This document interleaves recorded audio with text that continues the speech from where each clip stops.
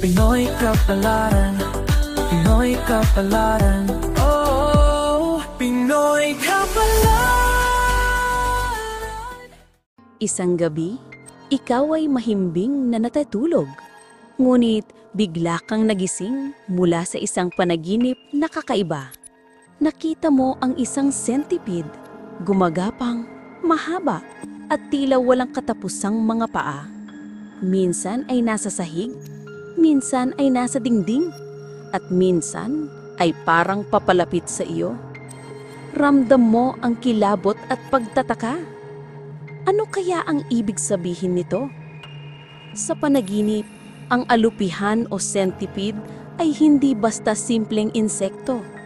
Isa itong nilalang na matibay, mabilis, at nakakasurvive sa madidilim na sulok. Kaya't sa simbolismo, ito ay maaaring kumatawan sa laban sa mga bagay na mahirap kontrolin. May mga paniniwala na ang centipede ay nagsasabi ng mga lihim o sikretong lumalabas na sa liwanag. Maaring may mga bagay kang tinatago o may mga tao sa paligid mo na hindi nagsasabi ng totoo. Sa ilang kultura, ang panaginip tungkol sa centipede ay hudyat ng negatibong enerhiya. Ito'y nagbabadya ng panlilinlang, inggit o mga taong gumagapang sa iyong buhay. Mga taong maaring tila kaibigan, ngunit may ibang layunin. Sinasabi rin ng iba na ang centipede sa panaginip ay simbolo ng takot at pandidiri na maaring konektado sa mga bagay na pilit mong iniiwasan. Tulad ng centipede na gumagapang sa dilim, mayroon kang mga alalahanin o problema na sinusubukan mong takasan, ngunit paulit-ulit na lumalabas. Ngunit hindi laging negatibo. Sa ibang interpretasyon, ang centipede ay simbolo rin ng katatagan at survival. Ang alupihan ay kilala sa kakayahang makaligtas sa iba't ibang sitwasyon. Kaya't kung napanaginipan mo ito, maaaring tanda ito na kaya mong malampasan ang mga pagsubok kahit gaano man karami at kahirap. May mga naniniwala rin na ang centipede sa panaginip ay pahiwatig ng pagkilos ng dahan-dahan, ngunit yak. Maraming paa, ngunit lahat gumagalaw ng sabay-sabay.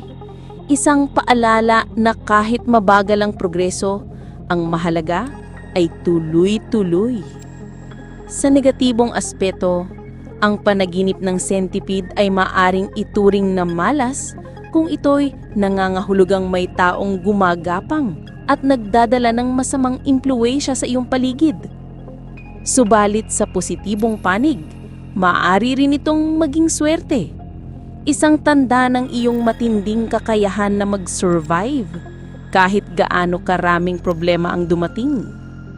Kaya kapag napanaginipan mo ang centipede, itanong mo sa iyong sarili, mayroon ba akong kinatatakutan na ayaw kong harapin? May tao ba sa paligid ko na hindi ko lubos na mapagkakatiwalaan? O baka naman paalala ito na kahit maraming hadlang, kaya kong magpatuloy, hakbang-hakbang, paa sa paa, hanggang sa makarating sa aking destinasyon. Ang panaginip ng centipede ay maaring magdala ng kilabot, ngunit ito rin ay puno ng kahulugan.